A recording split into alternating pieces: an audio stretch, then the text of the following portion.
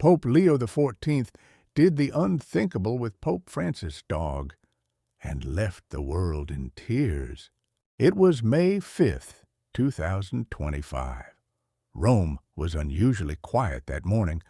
The bells of St. Peter's Basilica tolled mournfully through the Vatican courtyards, echoing what the world already knew. Pope Francis had passed away. Inside the Apostolic Palace, curtains were drawn, visitors were silenced, and official flags lowered to half-mast. The Catholic Church was mourning not just the loss of a pope, but a global symbol of compassion and humility. But one soul mourned louder than the bells, though he made no sound.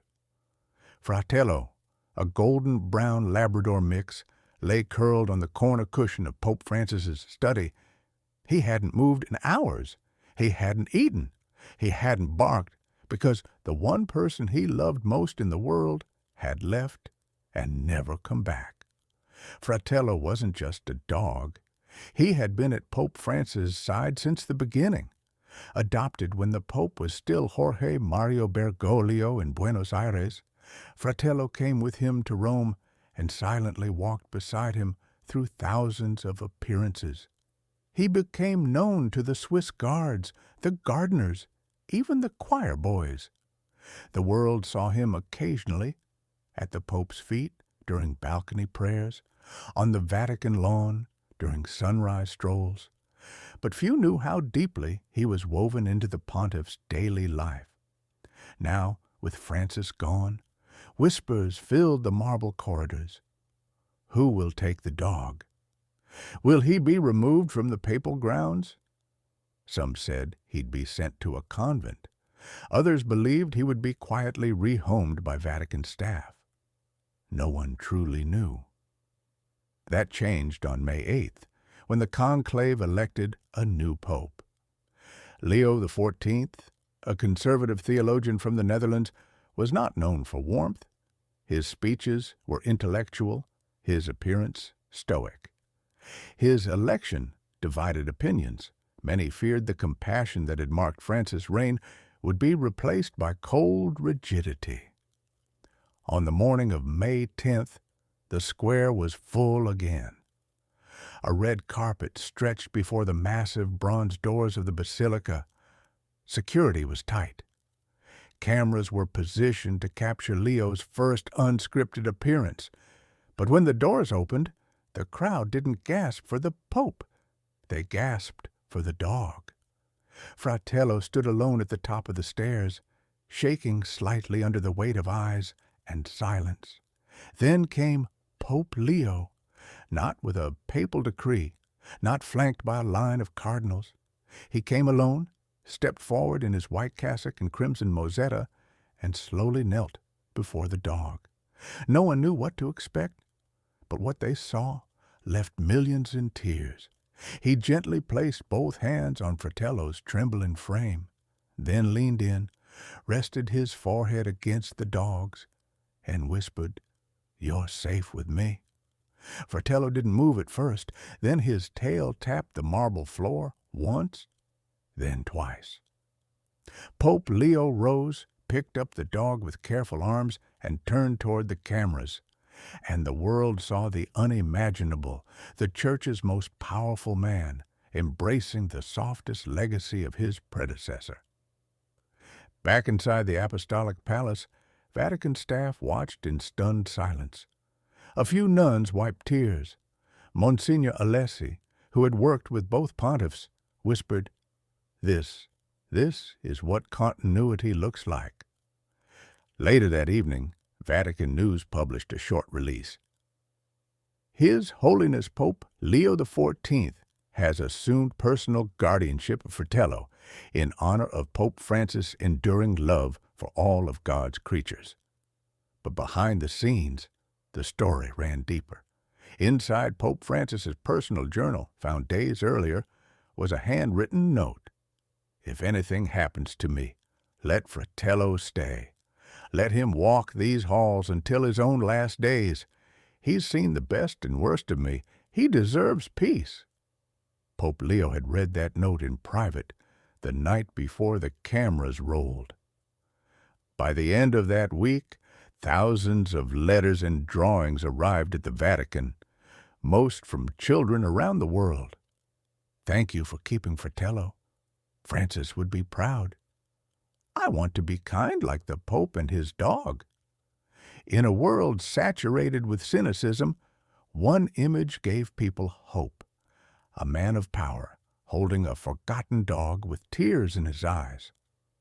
By the morning of May 14th, 2025, Vatican City was no longer holding its breath. The world had watched the moment Pope Leo XIV cradled Fratello on the red steps of St. Peter's Basilica. Photos of the Pope whispering, "You're safe with me," were front-page news across Europe, Africa, and the Americas. The image had even broken language barriers. But what came next, no one anticipated.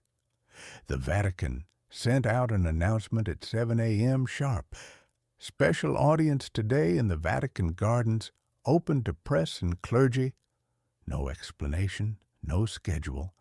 But by 9:30 a.m., reporters, guards, cardinals, and invited children from local orphanages were gathered under the olive trees just behind the Apostolic Palace. And then he came. Pope Leo XIV walked onto the garden path, not in full regalia, but in simple white robes, holding Fratello on a red leash.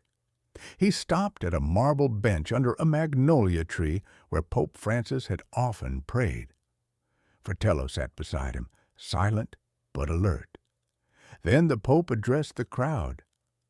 "I know some of you wondered if this little dog would be removed, forgotten, or tucked away quietly," he began. He looked down at Fratello and smiled softly.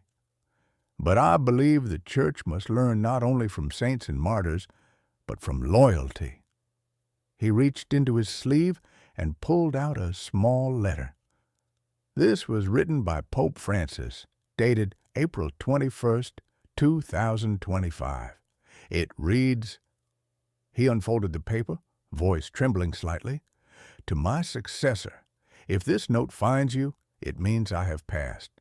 I leave you with no instructions for power or policy. I leave you only one life to protect. Fratello, he has been my silence, my witness, and my friend. Please, keep him safe." A hush fell across the garden. "I read this 3 nights ago," Pope Leo said, "and I cried, because I realized the gentlest soul Francis left behind wasn't just a companion. He was a symbol." He turned toward the press. "A symbol of what endures when the world forgets us. A reminder that the ones we love often don't speak, but they stay." And then, without any fanfare, he stepped aside and motioned for the Swiss guard.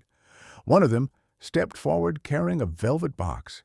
Inside was a collar. Not just any collar. It was engraved in gold with the words, "Guardian of the Apostolic Spirit." Pope Leo knelt, took Fratello's worn leather collar off, and gently replaced it with the new one. Then he kissed the dog on the forehead. A little girl in the front row began to cry. An older priest behind her did too. And Pope Leo finished, "He guarded the Pope.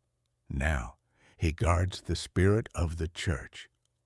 That night, the clip aired worldwide.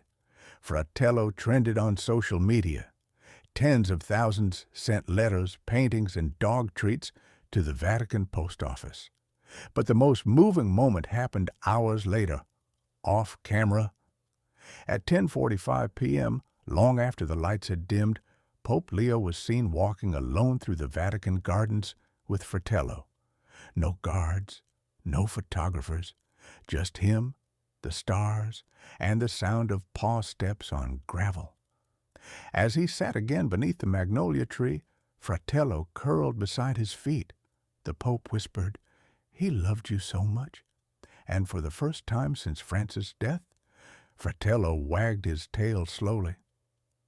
The Church had not only gained a new pope, It had kept a promise to the old one, and in the quiet loyalty of a dog, the world rediscovered something it had forgotten, that sometimes the greatest acts of love are not spoken, they're felt.